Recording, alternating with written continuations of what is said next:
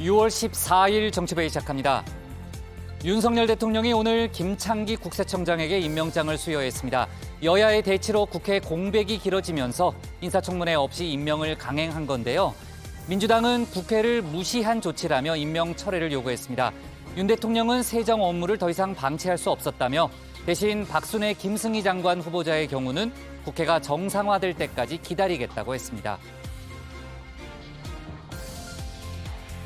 윤 대통령의 부인 김건희 여사가 어제 봉하마을을 찾았죠. 고 노무현 전 대통령의 부인 권양숙 여사와 90여 분간 만남을 가졌는데요. 권 여사는 정상의 자리는 채찍질을 받을 수밖에 없다며 많이 참아야 한다고 조언했습니다. 김 여사의 외부 행보를 놓고 정치권에선 공방이 이어지고 있는데 민주당은 조용한 내조가 아니라 스스로 정치를 하고 있다고 주장했습니다.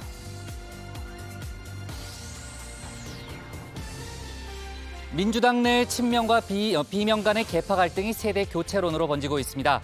86그룹 대신 90년대 학번, 70년대생의 이른바 97그룹을 전면에 내세우자는 건데요. 강병원, 강훈식, 박용진 의원 등의 이름이 나오고 있습니다.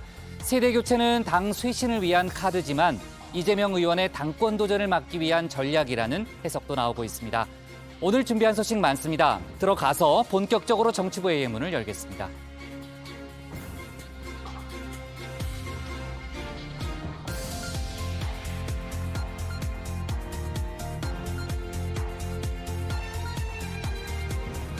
국가대표 정치뉴스쇼 정치회의 시작하겠습니다. 오늘 회의는 신체커 박마커, 류 실장 조멘토 백반장, 그리고 정치회의 예청자 정 의원분들과 함께하겠습니다. 속보 실시간 반영하면서 또 정 의원들 의견도 들어가면서 회의를 진행할 거고요.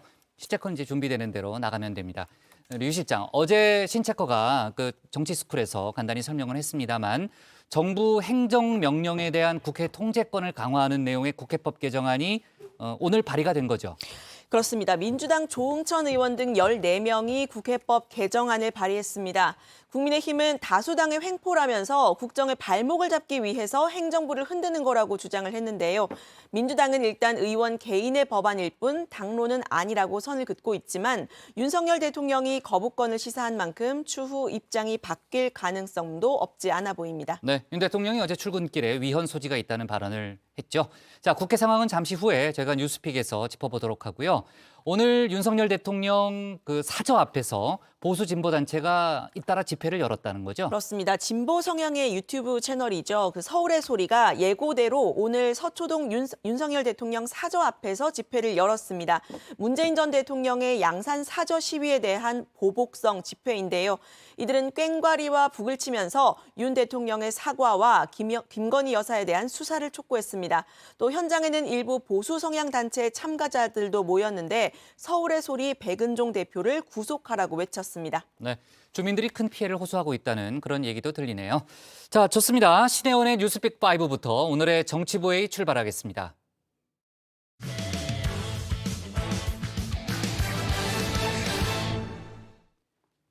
물가가 끝없이 오르고 있습니다. 미국 연준이 기준금리를 큰 폭으로 올리는 이른바 자이언트 스텝을 밟을 수 있다는 관측에 주식시장 역시 크게 휘청였습니다. 윤석열 대통령은 물가 안정을 위해 공급 측면에서 할 수 있는 모든 조치를 다 하겠다고 했는데요. 어떤 대책이 가능할까요? 관련 소식을 신혜원 체커가 정리했습니다.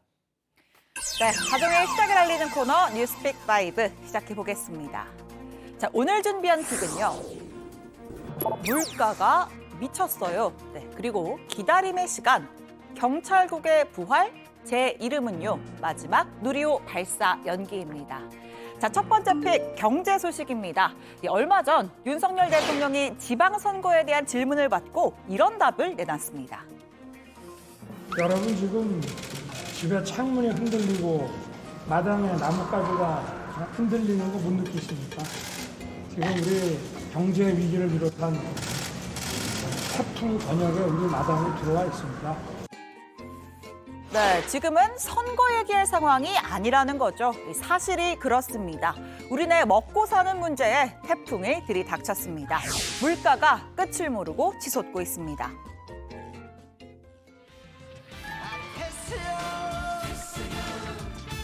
무섭게 치솟는 물가가 지금보다도 훨씬 더 오를 거란 전망이 나왔습니다. 피자요. 저희 37,000원. 해먹 해마다 점점 오르는 것 같아요. 치킨 한 마리 시켜도 2만 원은 그냥 기본으로. 기름값도 멈추지 않고 뛰고 있습니다. 국제유가가 계속 오르는 추세여서 당분간 더 오를 가능성이 높습니다. 어제 코스피 지수가 3% 넘게 떨어지며 1년 7개월 만에 가장 낮은 수준을 기록했고 원달러 환율은 하루 새 15원 넘게 급등하며 달러당 1,284원의 거래를 마쳤습니다. 한마디로 물가 폭등이 금융시장까지 덮친 겁니다. 네, 오늘 코스피 지수가 1년 7개월 만에 2,500선이 무너졌습니다. 버티지 못한 동학개미들이 이 패닉셀, 그러니까 공포에 쌓여서 손실을 감수하고 파는 행위에 나선 겁니다. 눈물의 손절입니다. 반면에 원달러 환율은 장 초반부터 급등해서 1,300원에 육박했는데요.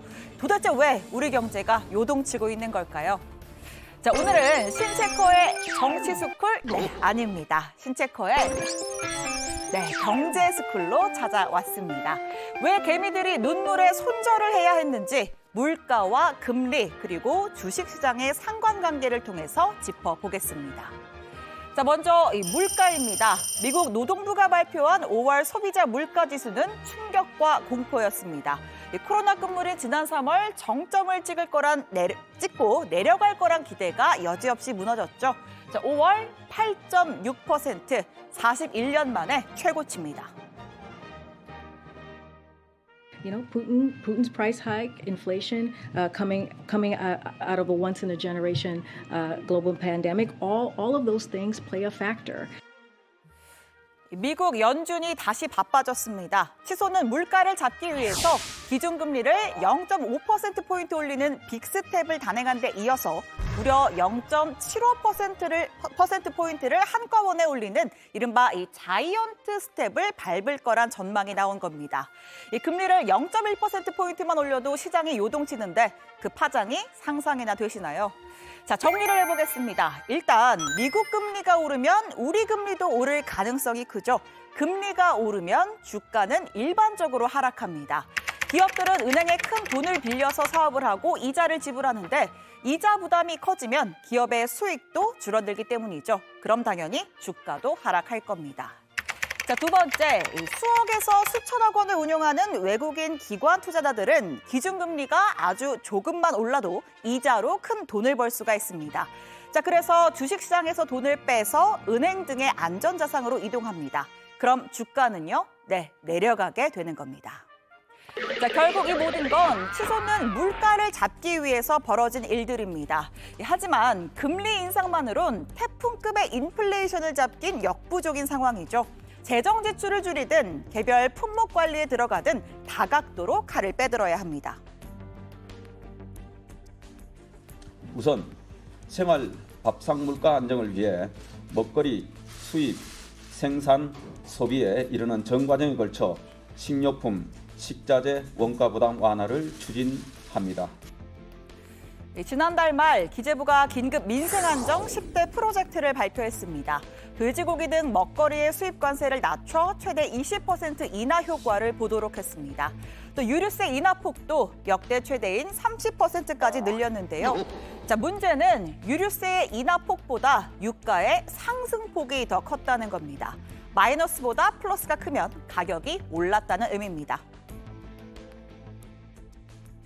오늘 전국 주유소의 휘발유 평균 가격은 2,067원, 경유 평균 가격은 2,066원입니다. 지난 한 주간 주유소의 기름값이 매일 오른 결과입니다. 네, 오늘 윤석열 대통령은 더 근본적인 공급 차원의 대책 필요성을 강조했습니다. 줄줄이 오를 예정인 전기와 가스 등 공공요금 인상에 제동을 걸 가능성이 있는데요. 만약 공공요금마저 오르면 IMF 사태 이후 처음으로 6%대 물가 시대가 도래할 거라는 우려도 나옵니다. 일단은 물가가 공급 사이드에서 물가 상승 요인이 나오는 거기 때문에 공급 사이드에서 우리가 정부가 할 수 있는 이런 조치들을 다 취하려고 하고 있습니다. 자, 두 번째 픽으로 갑니다. 기다림의 시간. 네, 인사 이야기입니다.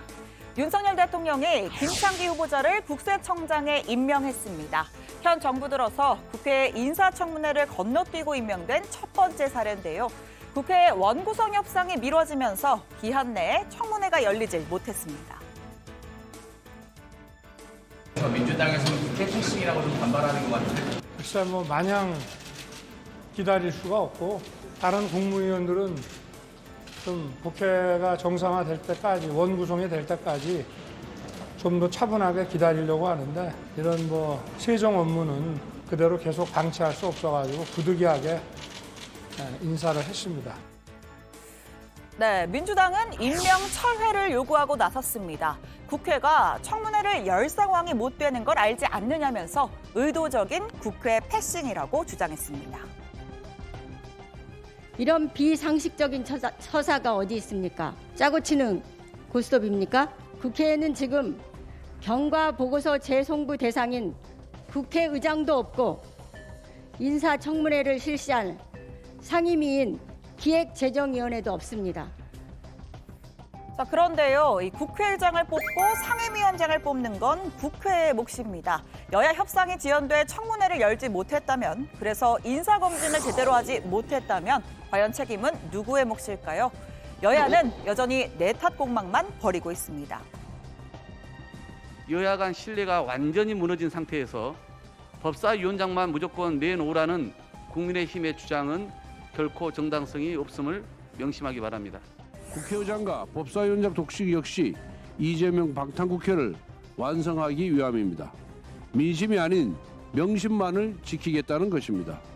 입법 독주의 결과는 대선과 지선 패배였습니다.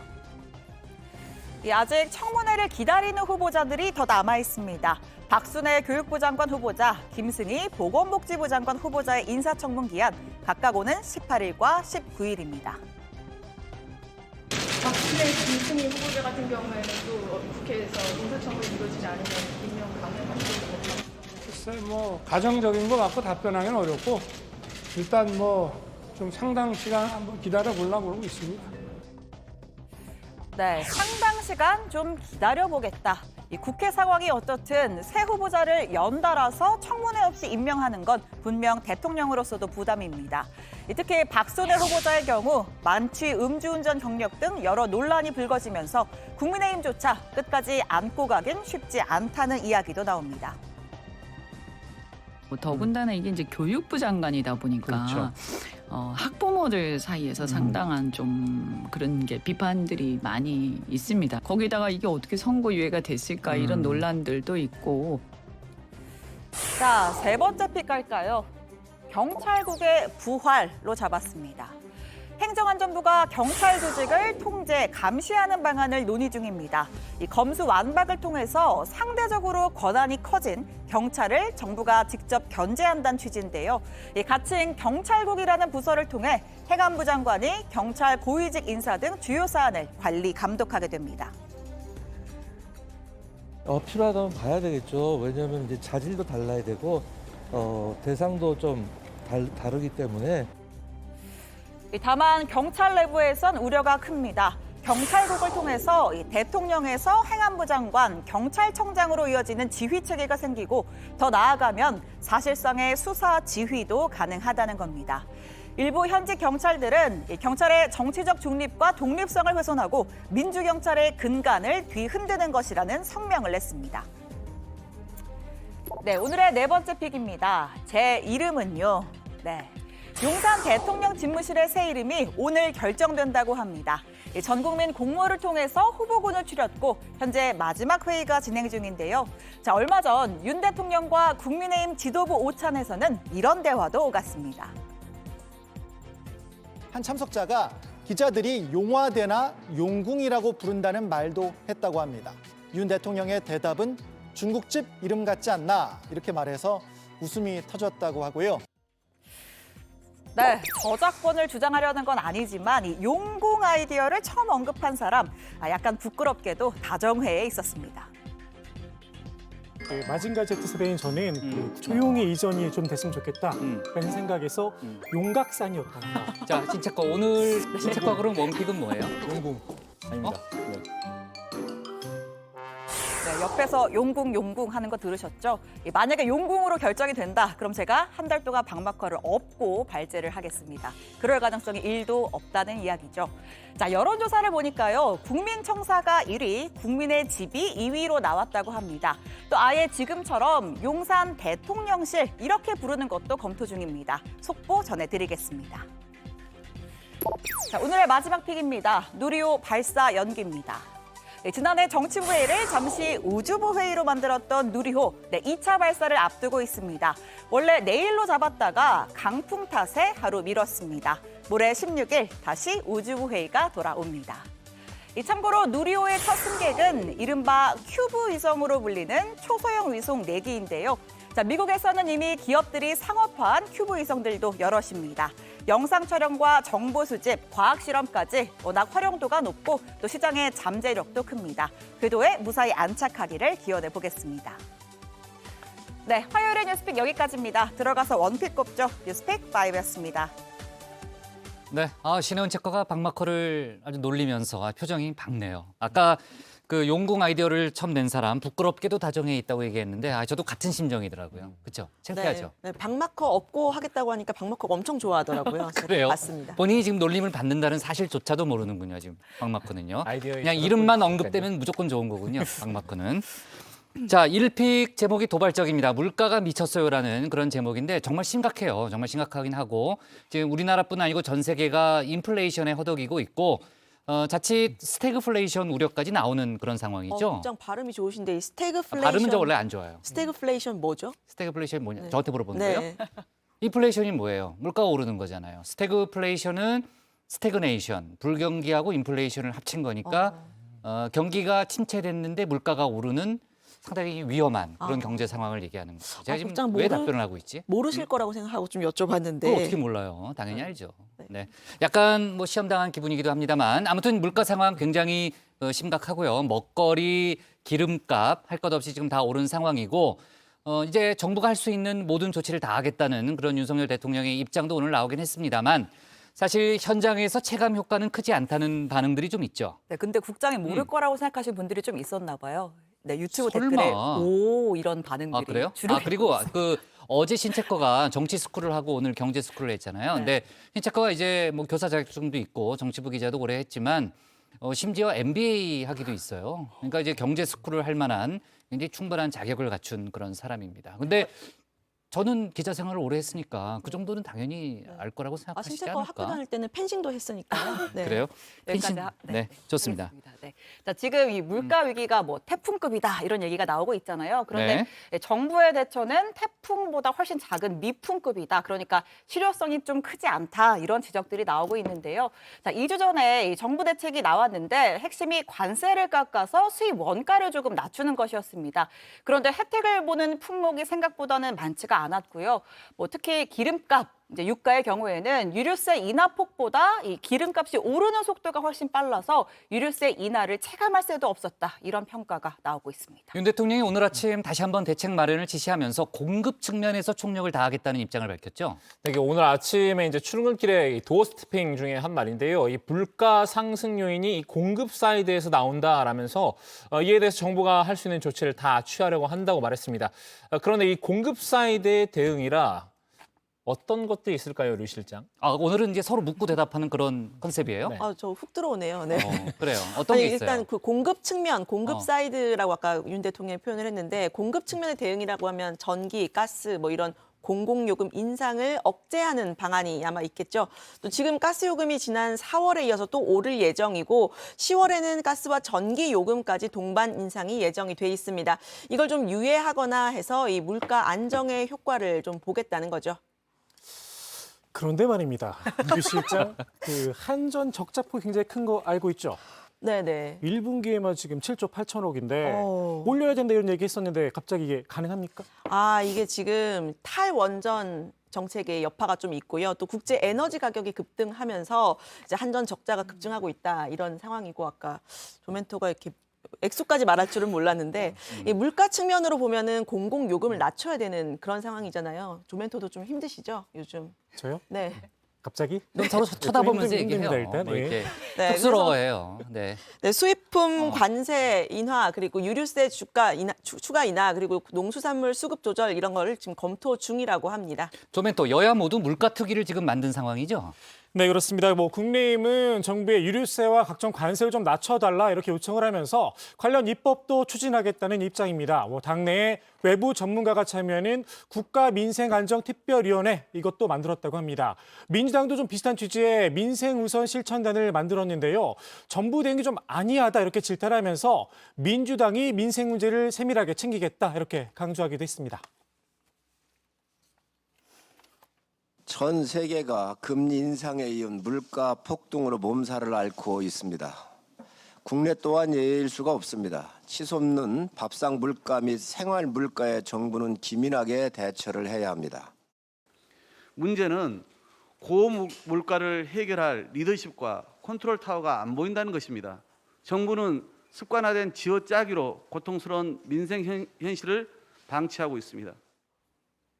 네, 자 어제 뉴스픽에서 다뤘던 소식이고 아까 시작할 때 제가 유 실장하고 간단히 얘기는 했습니다만 국회가 정부의 시행령을 고칠 수 있도록 하는 국회법 개정안이 정치권에서 이제 어제 논란이 됐는데 오늘 민주당이 결국 발의를 한 거죠. 네, 그 민주당 조홍천 의원이 대표 발의를 했는데요. 이 대통령령 등 정부 시행령에 대해서 이 국회가 수정을 요구할 수 있도록 한 내용을 담은 법안이죠. 최근 법무부가 이 그 시행령을 통해서 고위공직자 검증 권한을 가져왔는데 이런 정부 행보를 견제하기 위한 해석이라고 나왔습니다. 다만 어제 윤 대통령은 시행령은 행정부의 권한이기 때문에 해당 법안은 위헌 가능성이 많다 이렇게 답을 했습니다. 법안이 통과되더라도 거부권 행사 가능성이 큰데요. 국민의힘도 민주당의 다수당 횡포로 국정에 발목을 꺾겠다는 것이다 이렇게 반발했습니다. 네, 자 신체커가 고른 오늘의 원픽은 뭘까요? 네, 오늘 원픽입니다. 자, 물가 더 오른다. 윤 대통령 공급 측면서 모든 조치입니다.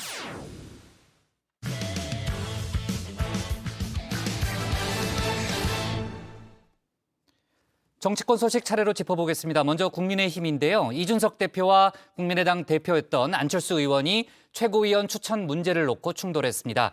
친윤석열계를 의식한 안 의원이 검사 출신 정점식 의원을 추천하면서인데요. 성상납 징계를 논의하는 윤리위를 앞두고 이 대표가 안철수계 또 친윤석열계 양쪽 모두와 주도권 다툼을 벌이고 있다는 해석도 나오고 있습니다. 또 김건희 여사의 행보를 공개해온 팬클럽 회장이 욕설로 논란이 됐는데 이 소식까지 상황실에서 다뤄보겠습니다. 지금은 대의멸친할 때라고 생각합니다. 대통령에 누가 되는 그런 어떤 형태의 기획은 좀 지양했으면은 그런 생각입니다. 이제 윤석열 정부의 성공을 뒷받침하고 대한민국의 새로운 변화를 위해서 여기 계신 모든 분들과 끝까지 함께하겠습니다. 네, 여기 윤석열 정부의 성공을 바라는 두 사람이 있습니다. 바로 이준석 대표와 안철수 의원입니다. 목표는 같지만 가는 길은 좀 달라 보이는데요. 아니, 어쩌면 가는 길이 비슷하기 때문일까요? 당 주도권을 두고 다툼이 시작됐습니다. 국민의힘과 국민의당의 합당 이후 최고위원 추천 문제를 놓고선데요. 안 의원이 국민의당 몫으로 추천한 두 사람, 김윤 전 국민의당 서울시당 위원장과 또 정점식 국민의힘 의원입니다. 이 대표는 이 두 사람 모두 반대를 했는데요. 김윤 전 위원장의 경우에는 대선 당시 이 단일화 과정에서 국민의힘에 대해서 지나친 막말로 비판한 사실이 드러났기 때문입니다. 자당 의원인 정점식 의원도 제고해달라고 했습니다. 합당 시에 저희가 국민의당 측 인사들이 당직에 참여할 수 있는 기회를 열어주자는 취지에서 이런 당직 배분을 논의했던 것인데 추천진 인사들 중에 보면 국민의당 출신이 아니라 우리 당 출신 인사들도 있어가지고 그 부분에 대해서도 재고를 요청할 그런 생각입니다. 네, 한마디로 국민의당 목 최고위원인데 왜 국민의힘 의원을 추천하느냐 이겁니다. 왜 그럴까요? 정 의원이 누구냐면요. 검사 출신으로 황교안 대표의 자유한국당 시절에 배지를 달았습니다. 윤석열 대통령보다는 5살이 어리지만요. 사법연수원은 세기수 선배인데요. 안 의원이 이 정 의원을 국민의당 목 최고위원으로 추천을 한 건 윤 대통령과의 가교 역할을 할 수 있을 거다. 이런 기대가 담겼다는 얘기가 나왔습니다. 반면 이준석 대표 입장에서는 친윤계 인사가 최고위에 더 포진하는 게 부담스럽다. 이런 분석인데요.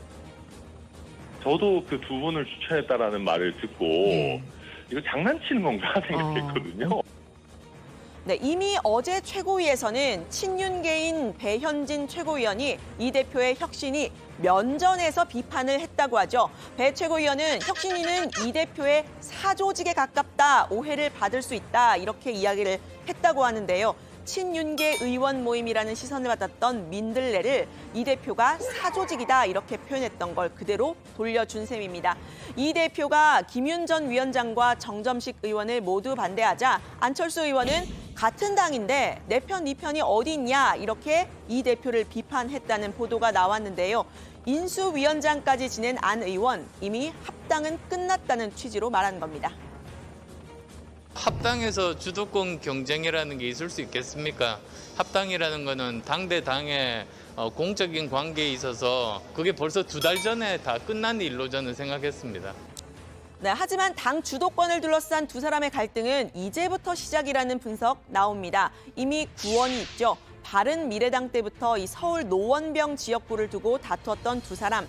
지난해 재보궐선거 이후에 합당을 논의할 때도 또 대선 당시에 단일화를 논의할 때도 여러 차례 부딪힌 바가 있습니다. 톰과 제리 같다 이런 이야기도 나왔었죠. 아직도 정치 평론 같은 버릇이 못하고 있는 것 같긴 합니다만 안철수 대표는 패널도 못해요. 너는 패널이고 나는 정치인이다. 적당히 하십시오. 네, 안철수 의원 어제는 대구 변호사 사무실 화재 피해자 빈소를 방문했습니다. 지방선거 승리한 이후 첫 지역 방문이 바로 대구인 셈인데요. 대구는 국민의힘의 텃밭으로 불리는 곳이죠. 차기 당권을 염두에 두고 이 보폭을 넓히는 것 아니냐 이런 분석이 나왔는데 일단은 2년 전에 이 안 의원이 대구 코로나 의료 봉사를 했던 것에 대한 감사패를 받으러 왔다 이렇게 말을 했습니다. 안 의원이 대구에서 만난 사람 바로 홍준표 신임 대구시장 당선인이었는데요. 홍 당선인은 당내 갈등을 비판하면서 안 의원에게 힘을 실어줬습니다. 당 정부 기반을 쌓아가야 되는데 갑론을박하고 있는 모습은 참으로 유감스럽습니다. 대표님 끼어들지 마시죠. 지금 왜 공천제도를 논의합니까? 공천제도는 다음 내년에 당대표가 논의해도 늦질 않습니다. 네, 안 의원과 홍 당선인은요. 민주당을 비판하고 또 윤석열 대통령을 감싸면서 대동단결하는 모습이었습니다.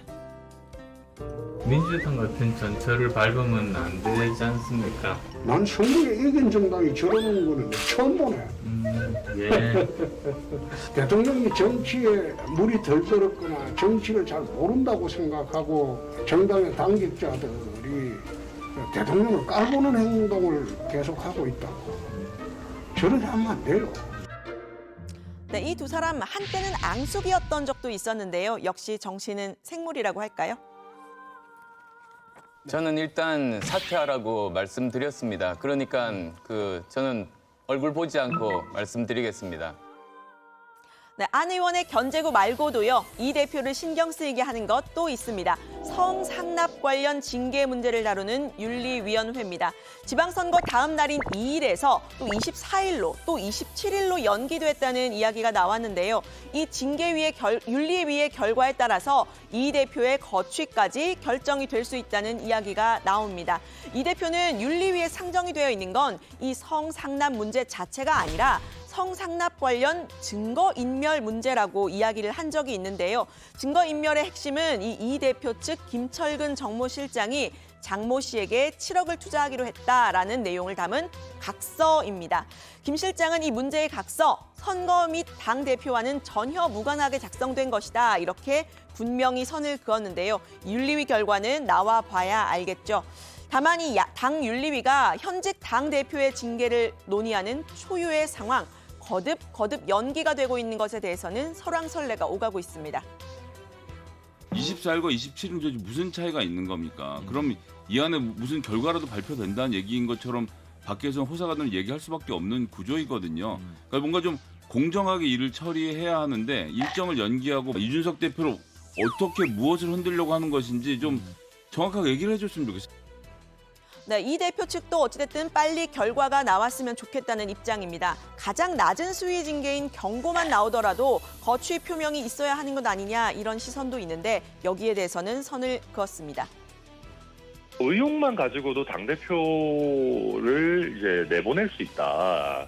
이거는 좀 굉장히 위험한 발상이라고 생각합니다. 네. 당원들과 국민에 의해서 민주적 절차로 선출된 당대표 아니겠습니까?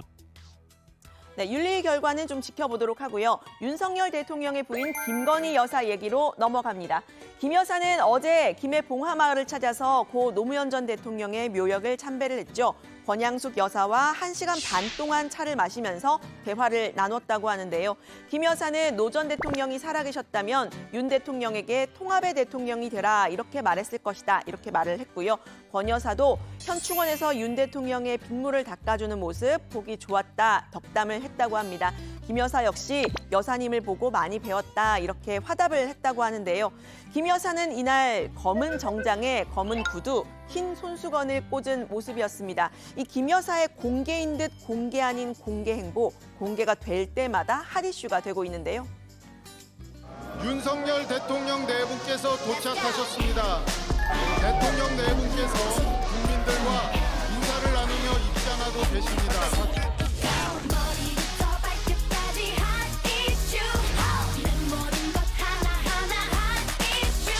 자, 인사를 한번 부탁드려 보겠습니다. 네.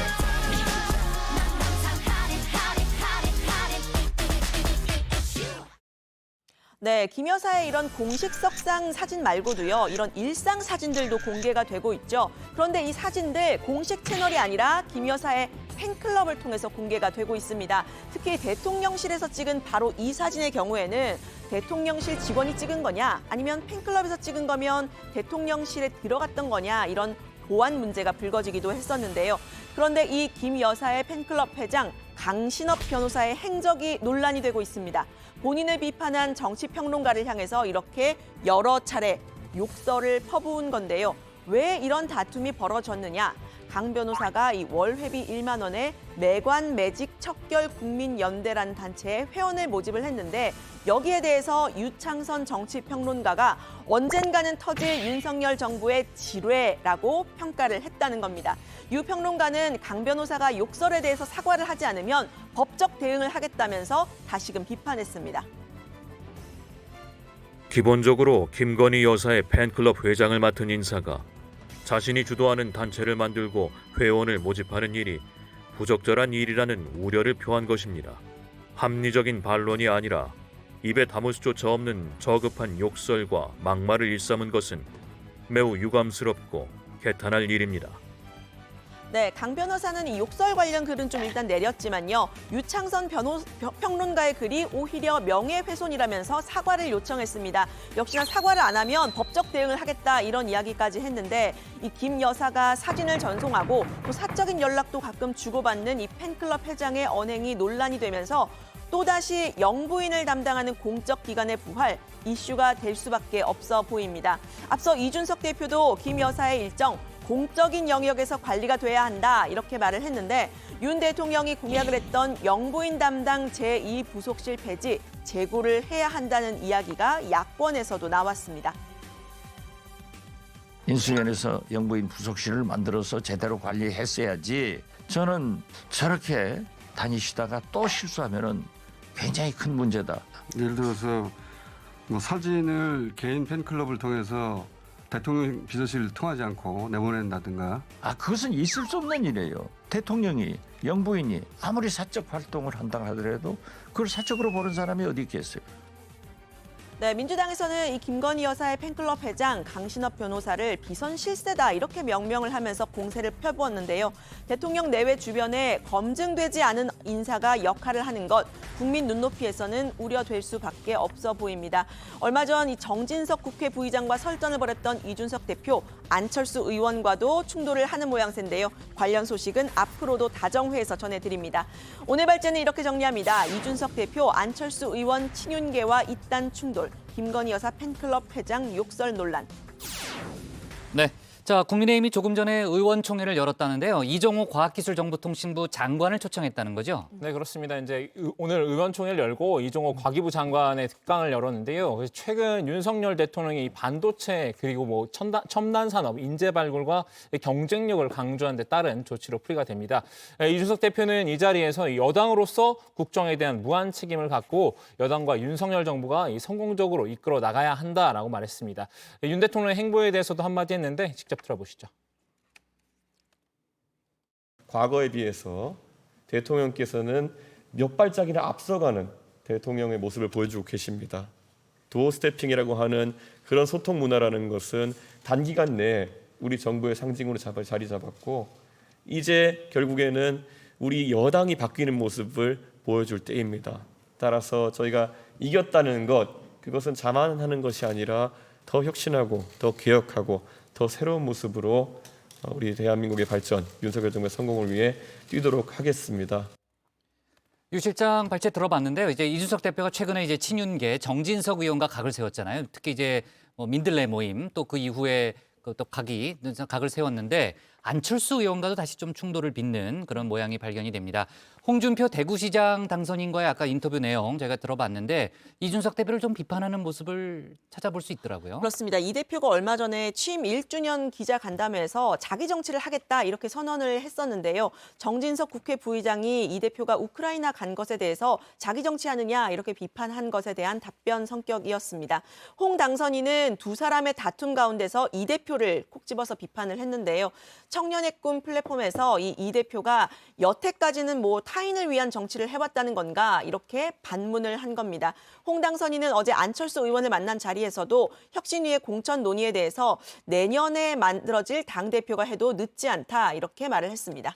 홍준표 대구시장 당선인이 윤석열 대통령을 적극적으로 감싸는 모습을 보였죠. 네, 이 정권 초기에 당이 기반을 닦는 데 열중해야 한다 이렇게 말했습니다. 특히 윤 대통령이 좀 비판을 많이 받는 부분이죠. 검찰 편중 인사 논란에 대해서도 입장을 밝혔는데요.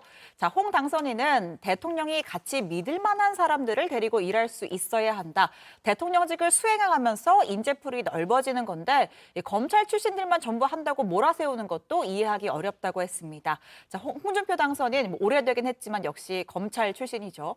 자, 그리고 안철수 의원을 향해서도 이렇게 말했는데요. 뭐 잘해달라라고 하면서 이 안 의원이 앞서 이 검찰 편중 인사에 대해서 그렇게까지 걱정할 일은 아니다라고 라고 말했었는데 거기에 대해서 뭐 잘해달라 이런 당부를 한 것으로 풀이됩니다. 네, 자 어제도 저희가 간단히 얘기는 했습니다만 윤석열 대통령이 주말에 빵을 사러 직접 간 부분이 계속해서 논란이 되고 있네요.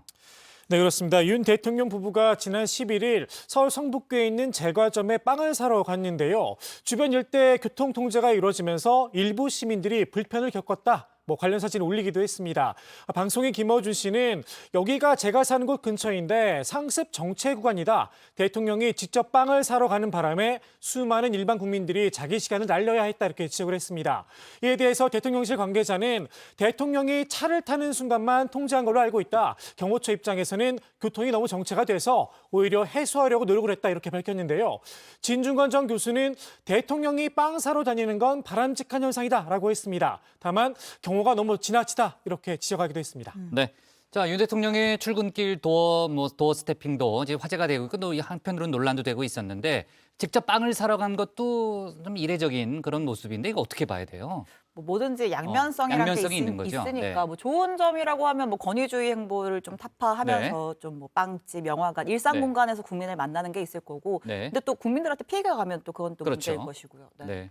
네, 예전에 안겔라 메르켈 전 독일 총리도 이렇게 퇴근길에 사저 앞에 있는 슈퍼마켓을 방문해갖고 이제 쇼핑하는 모습을 보이곤 했잖아요. 그런데 시민들이 워낙 친숙해갖고 뭐 그렇게 위화감을 느끼진 않았다고 하더라고요. 근데 그런 측면에서는 긍정적 면이 있는데 교통 통제나 경호 문제는 좀 해결을 해야 될 것 같습니다. 네, 대통령도 이렇게 보통 사람처럼 이렇게 장 보고 이렇게 뭐 빵집도 가고 이렇게 하는 것도 아무래도 좀 친근하게 다가가고 좋은 모습인 것 같은데 아직까지는 경호 문제가 좀 너무 걸리는 것 같고요. 실제 그 상황을 접한 시민들은 불편하다는 이야기를 하고 있으니까 아직까지 너무 일반인처럼 하기는 좀 어렵지 않나라는 생각이 듭니다. 그렇군요. 저도 자, 뭐요? 뭐 할 얘기 있어요? 소통을 좀 내세워서 하고 있는 것 같긴 한데 일단은 이제 이게 소통인지 데이트인지 전 이게 조금 걸린다. 일반 국민들과 좀 소통하는 모습을 보였으면 모르겠는데 저는 또 개인 생각인 거죠? 예, 개인 생각인데요. 네. 뭐 데이트에 집중하고 계신 게 아닌가? 네. 개인 생각입니다. 알았습니다. 조멘토 개인 생각으로 정리합시다. 자, 그나저나 아까 이제 마지막에 김건희 여사의 이제 팬클럽 회장 관련 논란을 얘기했잖아요. 그 정치평론가에게 욕설을 한 부분이 상당히 크게 논란이 됐죠. 네, 그렇습니다. 이 김건희 여사의 팬클럽 이 건희사랑 운영자 이 강신업 변호사입니다. 이 매관 매직 척결 국민연대라는 단체 회원을 모집을 하면서 일단 본인 전화번호랑 그다음에 월회비 10,000원이라는 공지를 올린 겁니다. 이를 비판한 정치평론가에게 욕설을 했고 이 명예훼손에 대해 법적 대응을 하겠다고도 했는데요. 진중권 전 교수는 김건희 여사님 이분 정리하세요라면서 이 강 변호사를 손절해야 한다고 주장했습니다. 대통령 내외 주변에 이런 사람들이 있다는 건 좋지 않은 신호란 분석도 있는데요. 민주당에선 아예 이 강 변호사를 비선 실세에 빗대고 있습니다. 조용한 내조를 약속했던 김 여사가 약속을 어겼다고 비판하기도 했습니다.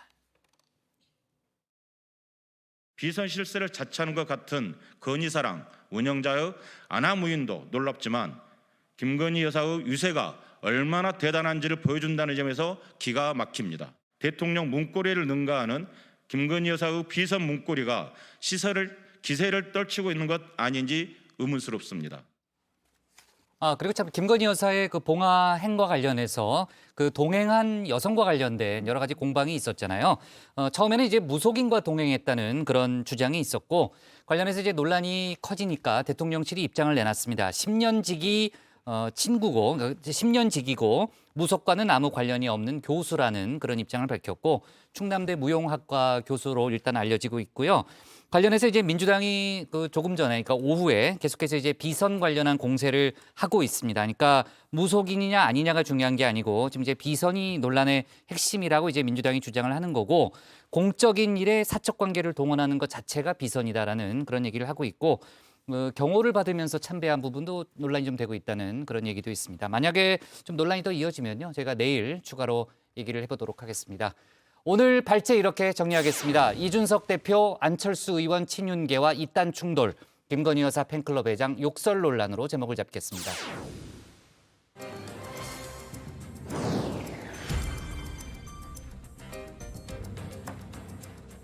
네, 오늘 하루 눈길을 끄는 이슈를 짚어보는 시간 백다희의 해시태그입니다. 오늘의 소식들 먼저 해시태그로 살펴보겠습니다. 네, 오늘의 첫 번째 해시태그 생기부에서 삭제인데요. 조국 전 법무부 장관의 딸 조민 씨의 허위 경력 8건이 조 씨의 모교인 한영외고 생활기록부에서 삭제됐습니다. 국민의힘 황보승희 의원실에 따르면 한영외고는 총 4차례의 학업성적관리위원회를 열고 이 같은 결정을 내렸는데요. 조 씨 측은 이 과정에서 서면 의견서를 통해 부당함을 호소하기도 했다고 합니다. 하지만 심의 결과가 나온 이후에는 현재까지 별도의 이의 제기는 하지 않은 것으로 전해졌습니다. 앞서 대법원이 조 씨가 대학 입시 등에 활용한 스펙들을 모두 허위로 판단하면서 조 씨의 부산대 의전원과 고려대 입학 허가가 모두 취소됐는데요. 조 씨 측은 두 학교를 상대로 입학 취소 처분을 취소하는 소송을 제기했습니다. 네, 다음 소식의 해시태그는 유족들의 울분입니다. 고 이해람 중사를 성추행한 장모 중사가 항소심에서 2년이 감형된 징역 7년형을 선고받았습니다. 재판부는 1심과 마찬가지로 강제추행 혐의에 대해서는 유죄로, 보복 협박 혐의에 대해서는 무죄로 판단했는데요. 그러면서도 이 중사의 사망 책임을 장모 중사에게만 전적으로 돌릴 수 없다면서 원심보다 형을 낮췄습니다. 피해자가 되레 소외감을 느끼는 군내의 상황도 극단적인 선택의 원인이라고 본 겁니다. 유족들은 격렬하게 반발하며 울분을 토했습니다. 이 중사의 모친은 판결에 충격을 받고 쓰러져 실려 나가기도 했는데요. 군 검찰은 가해자에게 15년형을 구형했었죠. 군 검찰이 2심에 불복해서 항고하게 된다면 상고심은 군사법원이 아닌 대법원에서 열리게 됩니다. 네, 마지막 소식 보겠습니다. 네, 로또 1등 50명인데요. 대한민국 국민이라면 누구나 한 번쯤 생각해봤을 것 같은 로또 당첨. 지난주에는 1등에 당첨된 사람이 역대 최다인 50명에 이르러서 더 많은 관심을 모았습니다. 당첨자가 쏟아지면서 조작설 등의 여러 음모론이 제기되자 정부가 적극적으로 해명에 나섰는데요. 기획재정부는 조작 가능성을 일축하고 우연히 추첨된 결과라고 말했습니다. 방송 전에 경찰관과 일반인의 참관하에 추첨볼의 무게와 크기, 추첨기계의 정상 작동 여부 등을 점검한다고 밝혔습니다. 지금까지 백다희의 해시태그였습니다. 네, 백반장 수고 많았고요. 다음은 조익신 멘토의 톡 쏘는 정치로 가겠습니다.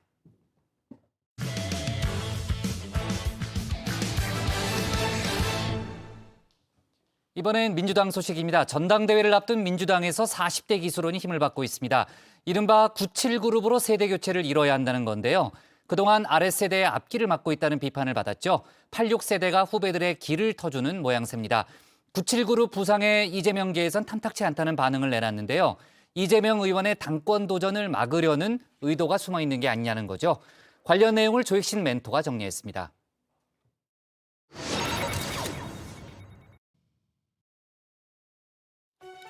(50년) 전 DJ와 YS를 정치 전면으로 이끌었던 40대 기수론. 민주당에 다시 40대 바람이 불기 시작했습니다. 90년대 학번, 70년대생, 이른바 97그룹이 당의 새로운 대안으로 부상한 건데요. 그동안 용태론의 주요 타깃이었죠. 86세대 선배들이 앞장을 서서 길을 터준 겁니다. 이재명, 홍영표, 전해철 의원, 이 세 사람을 콕 집어 전당대회에 나오지 마라 선을 긋기도 했습니다. 세 사람이 출마하지 않으면 충청권의 강훈식, 영남권의 전재수, 제주의 김한규 등 젊은 층의 공간이 열린다. 그럼 이준석 대체 효과가 가능할 수도 있다.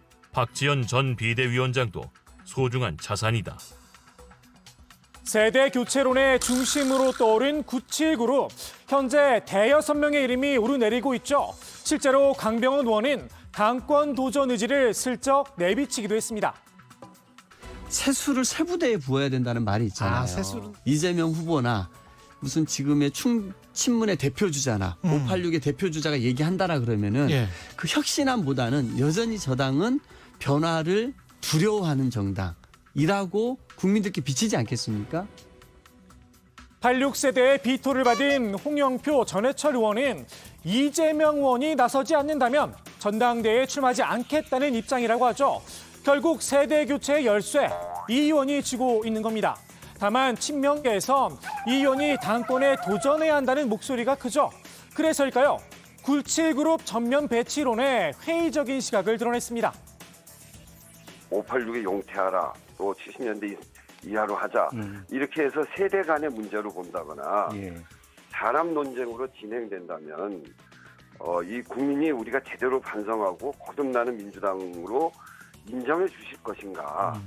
이런 점들에 대해서 저는 좀 회의적이에요. 글쎄요.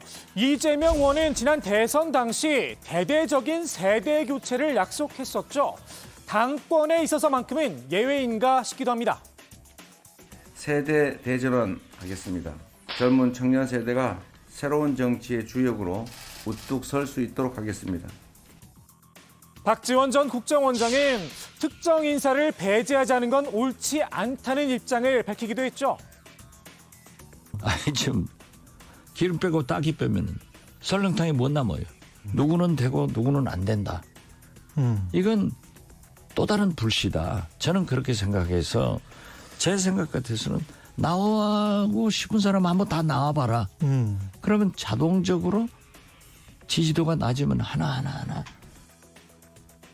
다만 그 설렁탕, 그 밥의 그 나물이라면 국민들의 입맛을 사로잡을 수 있을까요? 맛이 탁월했다면 지난 대선과 지선에서 외면을 당하진 않았겠죠. 지금은 새로운 메뉴 개발이 필요할 때가 아닌가 싶기도 합니다. 민주당에선 설렁탕의 간이라도 입맛에 맞게 바꿔야 한다 주장도 나오고 있죠. 기존의 경선 방식에 손을 대야 한다는 건데요. 친명계에선 권리당원의 비율을 좀 더 높여야 한다 이런 입장입니다. 대의원들의 투표 비율이 이제 45%예요. 이게 이제 표의 등가성이 일반 당원들하고 지금 한 1대 한 90 정도 가까이 지금 된다고 알고 있어요. 고루한 민주당의 이미지를 당원 중심의 민주당으로 바꿔서 좀 축제 의미로 희망을 주는 그런 이제 전대가 돼야 된다고 생각합니다. 반면 친문계에선 이제와 룰을 바꿔선 안 된다. 반대의 뜻을 분명히 했는데요. 그렇게 지금 당도 어렵고 복잡한 상황에서 그 선거를 또 앞두고 룰을 바꾼다는 것은 또 당에 굉장히 많은 진통이 있을 수밖에 없어요. 1, 2년 해온 것도 아니고 뭐 그런 것들을 존중하는 것이 맞지 않나. 글쎄요, 이 국민들이 보기에 무슨 차이가 있을까 싶기도 합니다. 당장 국민의힘에선 이런 지적이 나왔죠. 당원 비율을 어떻게 조정하든 간이 짜다는 겁니다. 지금 권리당원과 대의원만을 조절을 하면 그 일반 여론조사를 늘리지 않고 권리당원이 더 많이 먹냐 아니면 대의원이 더 많이 먹냐는 그냥 굵은 소금 대신에 맛소금 좀 더 넣고 뭐 맛소금 좀 줄이고 굵은 소금 더 넣고 이 논의밖에 안 돼요. 결국 못 먹는 소금물인 건 똑같습니다. 97그룹에선 설렁탕에 민심이란 물을 더 부어야 한다는 입장이죠. 현재 10%에 불과한 국민 여론 비율 더 높여야 한다. 목소리를 높였습니다. 국민의힘이 50대 50이라고 말씀하시지 않았습니까? 우리 정당을 운영하는데 우리 국민 세금이 어마어마하게 들어갑니다. 당비보다 훨씬 더 많은 수백억이 들어갑니다. 저는 그런 의미에서 국민의 목소리를 더 크게 반영하는 것, 당연히 필요한 조치라고 생각합니다. 전대 룰의 결정권을 쥐고 있죠. 안규백 전당대회 준비위원장은 기존 틀을 유지하겠다는 입장을 밝혔는데요. 당권은 당심, 공직 후보는 민심이란 당의 근간을 흔들어선 안 된다는 겁니다. 원래 우리 당의 가치가 당직 후보는 당원에게 주고 공직 후보는 국민에게 줘서 국민의 뜻을 따르는 것이 기본입니다. 대선에서는 국민 참여 경선을 내서 거기서 올라온 사람을 가지고서 우리가 공직 후보를 뽑지 않습니까? 기본적인 근간이 저는 흔들려서는 안 된다고 보고요. 민주당의 가치와 정신을 계승해야 한다 강조를 했는데요. 시대가 바뀌었죠. 전통만을 고집할 때인가 싶기도 합니다. 융통성 있게 일반 당원, 일반 국민 10%를 포션을 좀 늘릴 수 있다고 생각을 합니다. 시대 정신에 맞게. 그런데 이것이 꼭 최고의 지고지선은 아니다. 이런 말씀이죠. 룰을 둘러싼 공방, 결국은 각 계파별 셈법이 다르기 때문인데요. 친문계는 지난 총선 당시 공천권을 행사했죠. 지역위원회에서 추천하는 대의원 확보 비율, 당연히 높을 수밖에 없습니다. 반면 친명계는 최근 이른바 개딸들을 비롯해서 지지층이 대거 입당을 했는데요. 권리당원의 표심, 유리하다고 생각할 수 있겠죠. 상대적으로 당내 세력이 약한 97그룹, 기댈 곳은 민심뿐입니다. 일반 국민의 참여 비율을 높이자 어찌 보면 당연한 주장입니다. 이번 전당대회 최대 변수, 단연 이재명 의원의 출마 여부죠. 여론 동향, 민심과 당심이 확연히 갈렸습니다. 민심은 54%가 전대 출마에 반대를 했지만 당심은 74%가 찬성을 했습니다. 민심과 당심의 괴리가 큰 건 분명한 듯 싶습니다. 오늘의 톡 쏘는 한마디 이렇게 정리합니다.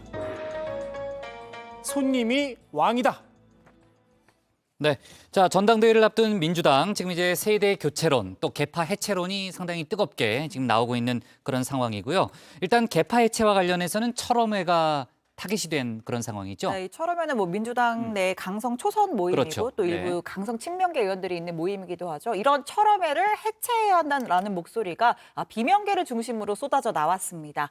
김민석 의원은 혁신이냐 해체냐 고민해야 할 때다 이렇게 쓴소리를 했고요. 또 강병원 의원은 이른바 검수완박을 주도한 게 철험회 아니냐, 정치적 책임을 져라 이렇게 목소리를 높였습니다. 직접 들어보시죠. 철험회가 검수완박을 주도를 하지 않았습니까? 또 철험회에 소속되어 있는 회원들께서 이 한동훈 인사청문회 때 보여줬던 모습은 굉장히 국민들이 실망스럽게 했습니다. 또 그중에 한 분은 이 검수완박을 실현하기 위해서 위장 꼼수 탈당을 했단 말이죠. 이런 철험회의 활동과 그 회원들의 활동에 대해서 정치적인 책임을 묻고 있는 거 아니냐. 이상민 의원은 여기서 한 발 더 나갔는데요. 철험회뿐만 아니라 모든 의원 모임을 해체해야 한다고 주장을 했습니다. 마치 공부 모임처럼 둔갑을 했지만 개파 정치에 찌들어 있다 이렇게 날을 세웠는데요. 이러다 다음 총선도 쫄딱 망한다는 겁니다. 지금 철험회를 비롯해서 뭐 민평년, 민주주의 4.0, 뭐 친문, 친 이재명계 뭐 가릴 것 없이, 뭐 친 정세균계 가릴 것 없이 자기들끼리 패거리에 몰려다니면서 한 건 틀림없잖아요. 이런저런 이유대고 핑계대지 말고 개파를 진짜 한번 다 부숴버리고 날려버리겠다 이런 각오로 해야만 당이 살아난다고 생각합니다. 일단 철험회는 친명계가 주축을 이루고 있잖아요. 친명계 쪽에서는 철험회 해체에 대해서 부정적인 그런 입장인 거죠? 네, 그렇습니다. 이제 앞서 이낙연계와 이 정세균계가 먼저 해체를 선언을 했습니다. 이 친명계인 우원식 의원은 근데 개파 해체 선언을 하면 뭐하냐? 이런 물음표를 던졌는데요. 해체하고 나서 다시 모여 회의하고 밥 먹는 일을 반복한다라는 주장입니다. 철험회 해체 주장은 이 개파 탄압이라면서 화장만 고친 꼴이다 이렇게 지적을 했습니다. 네, 앞서서 이 수박 금지령을 내렸던 사람이죠. 우상호 비대위원장도 철험회 해체론에 대해서는 부적절하다고 했습니다. 갈등이 생길 수가 있으니 모임을 깨라고 하는 건 너무 단순한 접근이라면서 그렇게 생각을 하면 당을 해체해야 한다 이런 말을 하기도 했습니다. 철험회 해체를 놓고 당 내에서 공방이 벌어지는 데 대해서도 모임의 밖에 있는 사람들이 해체하라 말라 이렇게 하는 건 바람직해 보이지 않는다고 부정적인 입장을 내놨습니다. 진채거 철험회 쪽에서도 입장을 내놨죠. 네, 이 황운하 의원입니다. 철험회는 보스가 있는 개파 모임 아니다 이렇게 선을 그었는데요. 검찰을 포함한 권력기관 개혁 방안에 대한 연구 모임 또는 공부 모임으로 시작을 했고 국회에 등록된 연구단체라는 주장입니다. 또 일부 언론에서 철험회를 강경 개혁파 이렇게 부르는데 사실은 합리적이고 온건하다고 강조하기도 했습니다. 직접 들어보시죠. 사실 면면을 살펴보면 합리적이고 온건한 성향을 가진 분들이 대부분입니다. 그리고 이분들이 이제 무엇보다도 사적인 이해관계에서 벗어나서 시대적 과제라고 볼 수 있는 정치개혁이나 검찰개혁의 그 과정에서 자신이 기꺼이 순교자가 될 수도 있다라고 하는 그런 이제 어떤 헌신의 각오가 돼 있는 분들이거든요. 네.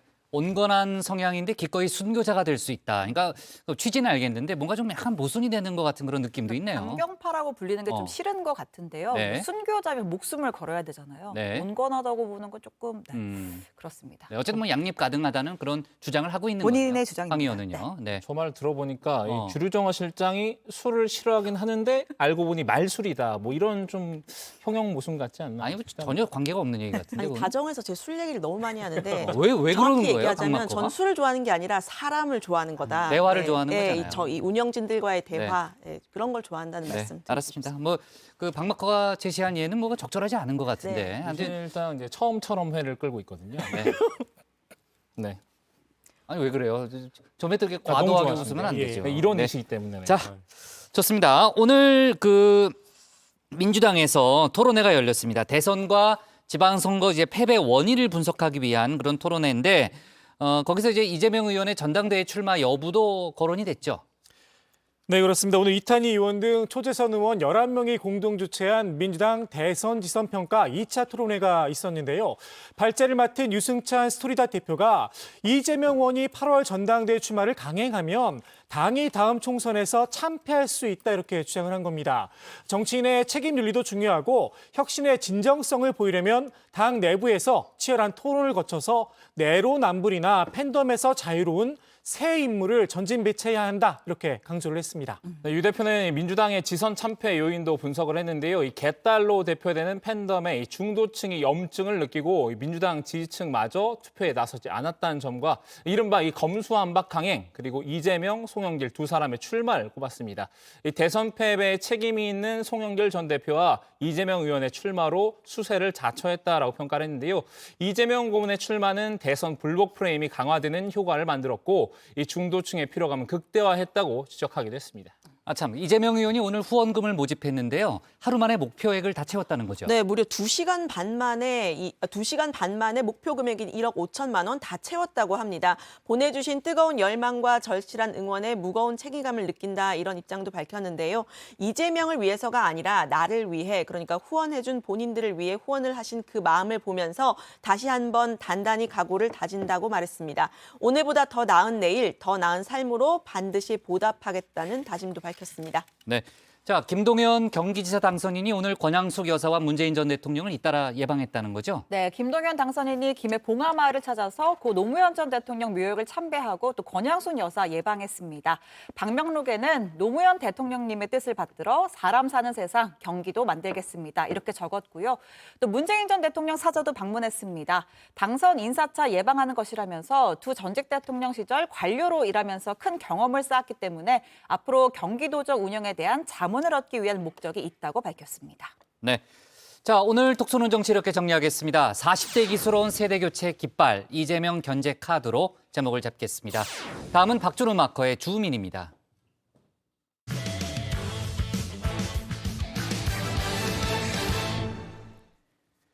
박지원 전 국정원장이 최근 정치권에 핫한 인물로 떠올랐죠.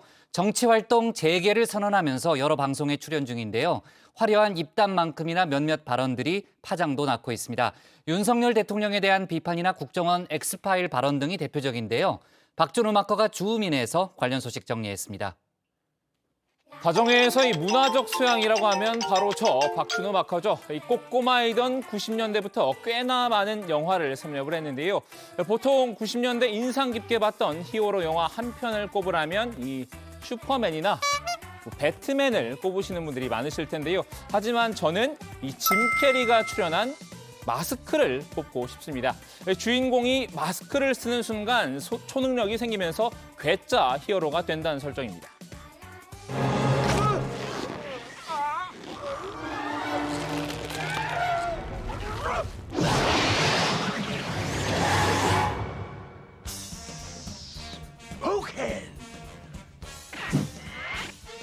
It's party time. P-A-R-T. Why? Because I gotta. 이 코믹한 연출과 짐 캐리의 재치 있는 연기에 반해서 수십 번을 돌려봤던 기억이 생생한데요. 최근 정치권에 이런 마스크 같은 인사가 돌아왔습니다. 안녕하세요. I am back. 박지원이 돌아왔습니다. I am back. 돌아왔습니다. 안녕하세요. I am back. 네, 박지원 전 국정원장입니다. 이 짐 캐리의 마스크와 한 가지 상반되는 점이 있다면요. 이분은 오히려 마스크를 벗어야 초능력이 생기는 인물이란 점입니다. 이 2년 동안 이 국정원장이란 마스크를 쓰고 무건수행을 하려다 보니 꽤나 괴로웠던 것 같은데요. 이제는 자신을 가두던 마스크는 벗어 던지고 대신 마이크를 잡았습니다. 지금 생각해 보면요. 문재인 대통령이 제 입을 봉해버리려고 2년간 국정원장에 보냈지 않는가 이렇게 생각돼요. 아, 그게 신의 한 수였다 정말. 네. 그래서 저는 2년간 국정원장 하면서 선글라스는 한 번도 못 써보고 마스크만 썼어요. 입을 못 벌렸죠. 그런데 예. 제가 나오니까 마스크 벗잖아요. 그렇죠. 입을 벌려야죠. 예. 정치 구단 박지원, 스스로도 이 자연인 박지원보다 이 정치인 박지원이 더 자연스럽다고 할 정도로 이 천직이 정치인이죠. 전 국정원장이 아니라 정치인 박지원으로 아. 본인도 입을 여는 순간 특별한 힘을 얻은 것 같은 느낌이 왔나 봅니다. 이름 뒤에 이 법사라는 호칭을 붙여달라고 주문했는데요. 일단 먼저 정치 구단이라고 이 방송 마지막까지 저희가 별칭으로 오셨는데 이제 국정원장까지 경험했으니까 새로운 걸로 해야 될 것 같아요. 제 별칭은 많더라고요.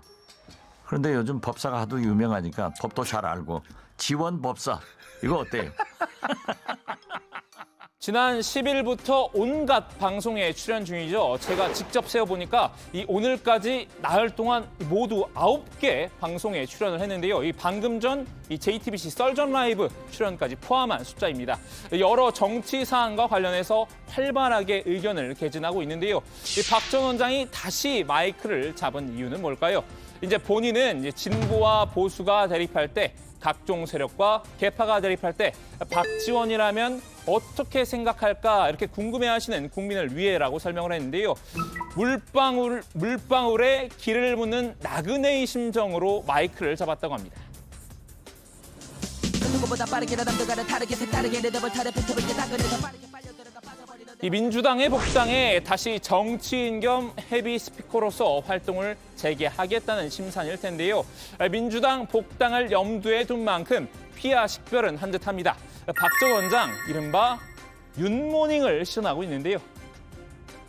문재인 대통령과는 사실은 그렇게 당권 경쟁도 하고 한동안 뭐 조금 안 좋은 게 아니라 문모닝 얼마나 세게 했어요. 네, 방금 박 전 원장이 말한 문모닝, 아침 회의 발언 때마다 문재인 전 대통령을 비판하는 게 마치 인사말 같다는 데서 생긴 말이었죠. 이 박 전 원장 방송 복귀 이후로는 이 윤석열 대통령으로 타깃이 바뀌었는데요.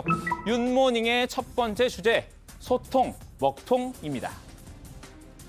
국민들이 볼 때 차라리 전통시장에 오셔서 차라리 동네 빵집에서 꼭 유명 백화점과 유명 빵집을 가셔야 되는가, 이질감도 느낄 거예요. 윤 대통령이 국민들과 소통을 위해 틈틈이 나들이를 나가고 있죠. 이 언제나 먹방엔 진심인 만큼 빵집과 영화관 등을 돌며 이 먹통령으로서의 면모를 뽐내고 있는데요. 박 전 원장은 국민 속으로 들어가 소통하는 대통령의 모습은 긍정평가했지만요. 이 소통하려다가 교통이 먹통이 된다는 점을 꼬집었습니다. 저는 분명히 윤석열 대통령님 네 분이 빵집 가셨다. 그럼 굉장히 막혔잖아요. 원성이 많던데 다음에 또 가시겠다 하면 그 빵집 사장님도 제발 오지 마세요 할 것 같아요. 경호팀에서는요. 거기는 진짜 대통령 경호실은 대통령을 위해서 목숨을 바치는 사람들 아니에요. 그렇죠. 다음 윤모닝 주제는 나토입니다. 이 박 전 원장은 윤 대통령이 나토 정상회의에 가선 안 된다고 직언을 했는데요. 우리나라와 러시아 간 경제적 외교적 관계를 이제 간과해서는 안 된다는 지적입니다. 러시아가 앞으로 전쟁이 끝나면은 우리 무역 거래가 많고 현지 투자가 많기 때문에 전쟁 중에 대통령께서 나토 정상회의에 가시는 것은 좀 바람직하지 않다. 우리나라의 지정학적 특수성을 고려하라는 주장인데요. 이 미국도 미국이지만 다른 나라와의 관계도 등한시할 수 없다는 겁니다. 우리 한국은 지정학적으로도 그렇고 여러 가지 면에서도 도랑에 든 소입니다. 미국 풀도 먹어야 되고 중국 풀도 먹어야 되고 러시아, 일본 풀도 먹어야 되는데 너무 일변도로 갔다가는 안 된다. 그러나 우리가 분명히 지킬 것은 한미 동맹이다. 거기를 지켜가면서 등거리 혹은 줄타기 외교를 하는 것이 국익에 도움이 된다. 박 전 원장은 대통령 내외에 대한 개인적인 우려도 드러내는데요. 이 윤모닝의 마지막 주제는 트러블 메이커입니다.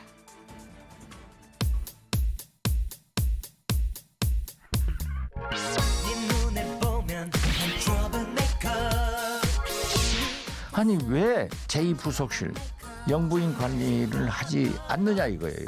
영부인 노릇 안 하겠다, 안 시키겠다. 뭐 이런 것은 인수위원회에서 영부인 부속실을 만들어서 제대로 관리했어야지. 저는 저렇게 다니시다가 또 실수하면은 굉장히 큰 문제다. 김건희 여사를 관리할 전담부서의 필요성을 제기한 건데요. 이 대통령 집무실에서 찍은 윤 대통령 부부의 사진이 이 김 여사 팬카페를 통해서 유출된 점을 근거로 들었습니다.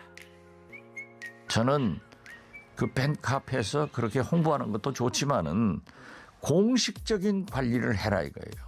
그래서 공식적으로 일을 해야지 대통령이 영부인이 아무리 사적 활동을 한다 하더라도 그걸 사적으로 보는 사람이 어디 있겠어요. 박 전 원장은 윤 대통령 역시 트러블 메이커가 될 가능성이 있다고 봤는데요. 이 윤 대통령이 매일 아침 출근길에 기자들과 질의응답을 나누는 이른바 도어 스태핑의 위험성을 문제 삼았습니다. 지금 소위 도어 스태핑, 아침에 출근하면서 기자들에게 만나가지고 즉흥적으로 하시는 것도 굉장히 신선하고 좋아 보이지만은 저러다가 실수하시면은 대통령의 발언은 국내적으로, 국제적으로 큰 문제가 되는데 사고 안 날까 하는 그런 염려도 있고. 사실 박 전 원장이 남 걱정할 때는 아닌 것 같기도 합니다. 정작 본인이 트러블 메이커가 됐기 때문인데요. 방송 복귀 첫날 박 전 원장이 던진 폭탄 발언이 논란이 됐죠. 국정원에 보면은 정치인, 기업인, 언론인 등 우리 사회 모든 분들을 조난 자료, X파일을 만들어 가지고 보관하고 있어요. 60년간 있는 것이 메인 서버에 또는 일부 기록으로 남아 있습니다. 뭐 예를 있다고요? 들면 정치인은 어떤 기업에서 어떻게 돈을 받았다 하더라. 무슨 어떤 연예인하고 썸띵이 있다. 이른바 국정원 X파일 발언이 파장을 낳았는데요. 특히 박 전 원장이 이 X파일과 관련해서 국회 정보위에서 있었던 에피소드를 공개하면서 사태는 더 커졌습니다. 만약 이것을 공개하면은 의원님들 이혼당합니다.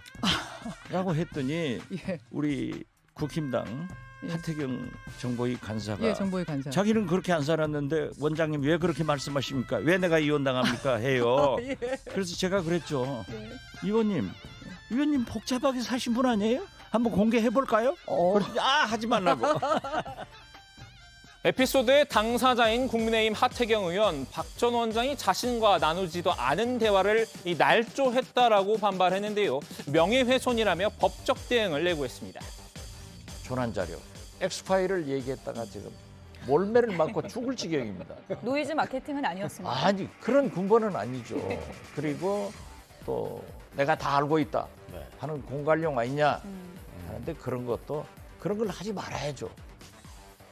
심지어 국정원마저 우려를 표명했는데요. 원장 재직 시 알게 된 직무사항을 공표한 건 부적절한 행동이라면서 유감을 나타낸 겁니다. 결국 박 전 원장도 한 발 물러났습니다. 제가 제 존재감이나 또는 무슨 목적이 있어서 한 건 아니고 거듭 말씀드리지만 제가 존경하고 사랑하는 우리 국정원과 우리 국정원 직원들이 염려하기 때문에 절대 그 이상 말하지 않겠습니다. 돌아온 정치구단 박지원 전 원장, 이제 국정원장이란 마스크를 벗은 만큼 마이크를 잡을 일이 더욱 잦아질 듯한데요. 어떤 언변으로 또 전국을 흔들지 궁금해집니다. 오늘 주민 한마디는 영화 마스크 속 한 장면으로 대신하겠습니다. Somebody stop me. 네. 아까 X파일이라고 얘기할 때 뭔가 좀 목소리가 이상했는데 목이 잠겼던 거예요? 네, 잠깐 목이 그래요? 잠겨서. 네. 음이탈이 날 뻔했습니다. 그래요? 네. 네. 유정환 실장이 굉장히 좋아하더라고요. 네. 자, 국정원 X파일. 일단 박지원 전 원장이 더 이상 언급하지 않겠다라고 얘기는 했지만요. 이슈는 계속 되고 있습니다. 특히 어제는 재직 당시에 본인이 X파일을 없애려고 했는데 민주당이 반대했다. 이런 취지의 주장도 했죠. 그렇습니다. 박 전 원장이 어젯밤에 방송에서 X파일 얘기를 꺼낸 이유를 직접 설명을 했는데요. 국정원 개혁을 완전히 했는데 무엇을 못했느냐 이렇게 진행자가 묻길래 X파일이 있다라고 한 것이라고 했습니다. 이걸 국회에서 특별법을 제정해서 없애려고 했는데 이게 남아있어서 문제가 된다 이런 이야기를 한 거라고 하는데요. 이제 X파일 자체 내용보다는 X파일을 폐기하지 못해서 아쉽다는 데 방점을 두고 한 얘기였다. 이런 해명입니다. 박 전 원장은 이 민주주의와 개인 정보를 위해서라도 반드시 이를 없애야 한다는 것이라면서 이 언론에서 옳다, 이것은 과거의 암울한 역사를 청산하기 위해 없애야 한다. 특별법을 제정하자고 한 거 보면 제가 잘하지 않았느냐 이렇게 반문을 했습니다. 박 전 원장은 이 국정원에 있을 때 하려고 했는데 그때는 민주당이 반대했다고 말했는데요. 국민의힘에서는 하자고 했는데 어떻게 됐든 법을 개정한 건 우리는 제안을 하고 국회에서 할 일인데 합의가 안 됐다. 그래서 지금이라도 저는 해야 한다라고 덧붙였습니다. 하태경 의원이 법적 조치를 예고한 데 대해서는 입장을 추가로 내놓은 게 있나요? 네, 그렇습니다. 박 전 원장은 저는 순수하게 그분의 정치 역정을 이야기한 건데 그거를 자기 인생 편력으로 해석을 해서 그런 것 같다면서 그렇게 받아들였다면 제가 사과하죠 뭐라고 말했습니다. 잘못하면 잘못했다고 하는데 꼭 그렇진 않은 것 같다며 순수하게 물러나지는 않았습니다. 네. 자, 공수처가 이제 대선 경선 개입 혐의로 박 전 원장을 이제 검찰에 넘겼기 때문에 앞으로 이제 검찰의 수사 과정도 저희가 지켜봐야 될 그런 상황으로 보입니다. 오늘 정치부에는 여기까지 하겠습니다. 저희는 내일 오후 4시 40분에 다시 찾아뵙겠습니다. 유정아 실장 박마코한테 할 얘기 없어요? 괜찮아요? 처음처럼에 오늘 또 새 마음으로. 아까 깜짝 놀랐어요.